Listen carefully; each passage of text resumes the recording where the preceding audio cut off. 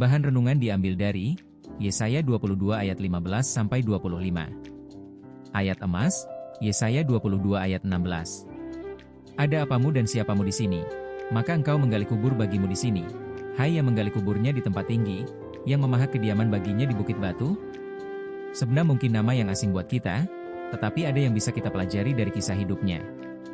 Siapakah Sebna? Ia seorang berkedudukan tinggi di zaman Raja Hizkia, raja yang takut akan Tuhan. Ada yang menduga, ia diangkat pada masa pemerintahan Ahaz, ayah dari Hizkia. Apa yang menarik dari Sebna? Konon Sebna dicatat sebagai antek bangsa Mesir. Di tengah kesulitan bangsanya, ia mendapatkan keuntungan. Karena itu, Sebna memiliki kekayaan yang besar. Pada bagian ini, ia berusaha mendirikan makam untuk dirinya.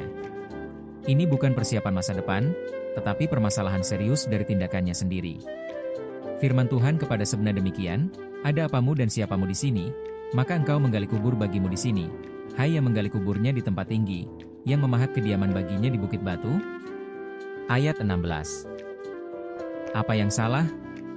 Sebna mendirikan makam yang besar dan megah dengan maksud supaya namanya dipuji orang-orang, bahkan nanti setelah wafat. Sebna ingin menempatkan dirinya begitu tinggi supaya terus dapat penghormatan dari orang lain.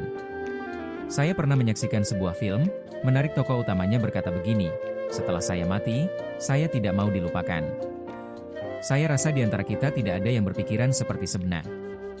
Namun, mungkin dalam pelayanan dan kehidupan, kita bisa jadi tidak ingin dilupakan orang. Kita ingin orang mengetahui jerih lelah pelayanan, kesetiaan, dan prestasi kita. Kita perlu melihat diri kita di hadapan Tuhan. Tuhan bisa melihat hati yang tidak murni sama seperti Dia melihat hati Sebna. Tuhan kemudian dalam sekejap menurunkan Sebna dari jabatan tingginya ke posisi yang begitu rendah, yang tidak pernah terpikirkan olehnya. Yesus Kristus adalah Tuhan. Seharusnya Dia menerima penghormatan selama-lamanya di atas segala-galanya. Namun, waktu Yesus menyerahkan dirinya untuk menebus dosa manusia, orang-orang meninggalkannya, melupakannya, supaya kita tidak pernah dilupakan selamanya oleh Bapa di surga. Pengorbanan Kristus memastikan kita orang percaya adalah milik Allah untuk selama-lamanya. Jangan mencoba melambungkan nama kita supaya dihormati dan diingat orang terus, tetapi pakailah hidup supaya orang mengingat ada Kristus dalam hidup kita. Refleksi diri. 1. Apa pandangan Anda mengenai prestasi atau jasa-jasa Anda dalam pelayanan selama ini?